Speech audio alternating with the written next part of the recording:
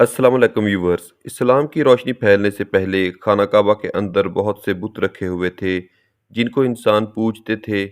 انسانوں نے ہر کام اور طاقت کے لیے الگ الگ بت بنائے ہوئے تھے اور ایک اللہ کی عبادت کرنے کی بجائے ان مختلف بتوں کو پوجتے، ان کا طواف کرتے اور منتیں مانگتے۔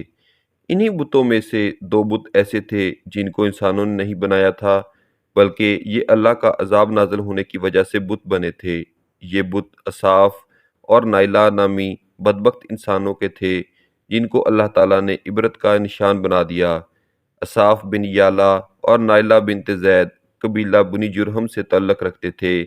نائلہ بنت زید بہت زیادہ حسین اور پرکشش لڑکی تھی جو نوجوانوں کو اپنی طرف راغب کر کے سکون حاصل کرتی تھی۔ وہ قبیلہ اور علاقے میں فاحش لباس پہن کر نکلتی تو بدقماش نوجوان اس کے پیچھے چلتے، وہ ان کو ادائیں دکھاتی، فحش حرکات کرتی، گھومتی اور دعوت گناہ دیتی۔ نائلہ کے بہت سے نوجوانوں کے ساتھ زنا کا تعلق بھی تھا اور ہر نوجوان اس کا خواہش مند تھا۔ انہی لوگوں میں سردار قبیلہ کا بیٹا بھی شامل تھا جس کا نام اصاف تھا۔ اصاف خوبصورت جوان تھا جس نے بہت جلد نائلہ کی توجہ حاصل کر لی اور دونوں کی دوستی شروع ہو گئی۔ یہ دوستی خباثت میں بدل گئی اور دونوں کو جب کبھی موقع ملتا دونوں زنا کے مرتکب ہوتے۔ یہ سلسلہ بہت عرصہ تک چلتا رہا۔ اس بات کی خبر جیسے ہی اصاف کے والد قبیلہ کے سردار یالا کو ہوئی تو وہ اپنے بیٹے پر بہت غصہ ہوا اور دونوں کی سرزنش کی۔ یالا نے دونوں کے ملنے جلنے اور بات کرنے پر پابندی لگا دی۔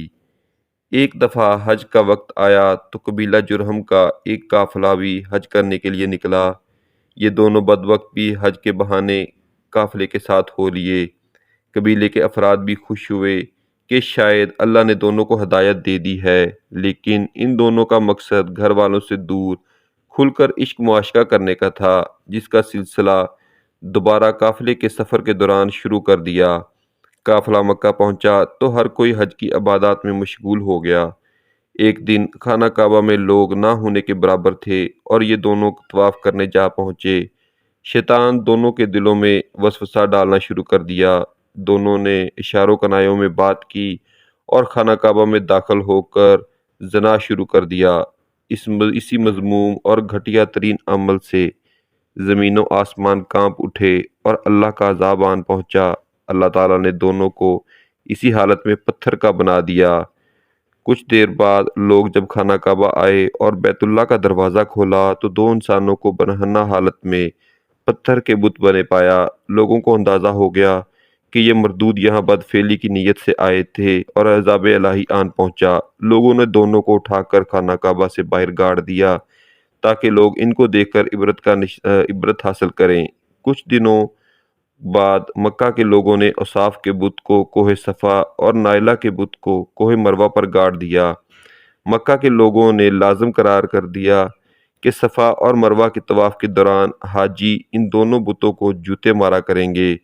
ایک دو نسلوں تک یہ عمل چلتا رہا۔ پھر لوگوں نے ان بدبخت بتوں کو جوتے مارنے کی بجائے تھپڑ مارنے لگے اور کچھ نسلوں بعد لوگ ان بتوں کو صرف ہاتھ لگاتے، جو آہستہ آہستہ تعظیم سے ہاتھ لگانے میں بدل گیا۔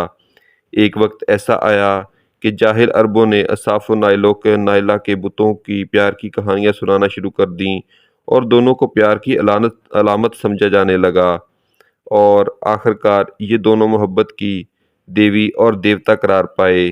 5ویں صدی تک لوگ صفا اور مروہ کے طواف کے دوران دونوں بتوں کے سامنے سجدہ کرتے اور قربانیاں چڑھاتے۔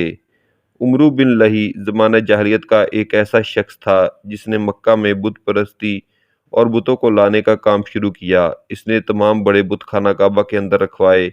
اصاف و نائلہ کے بت بھی عمرو بن لہی نے مکہ مکرمہ میں زمزم کے کنواں کے پاس رکھوائے تاکہ دونوں کی عبادات ایک ساتھ ہو سکیں۔